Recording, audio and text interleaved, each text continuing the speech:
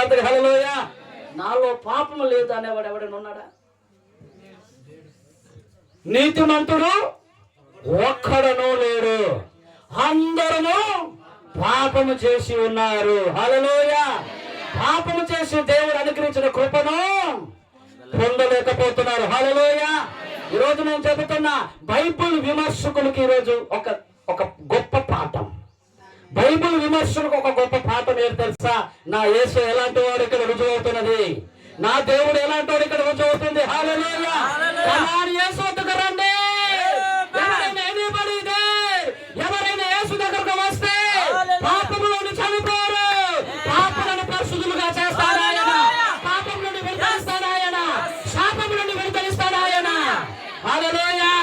నువ్వు ఏ కులములో ఉండు, ఏ మతములో ఉండు, ఏ శాఖలో ఉండు, ఎక్కడ ఉన్నా సరే అందరికి దిక్కు ఎవడై ఉన్నాడంటే యేసు దేవుడై ఉన్నాడు ఆయన, యేసే రక్షకుడై ఉన్నాడు ఆయన, యేసే విమోచకుడై ఉన్నాడు ఆయన.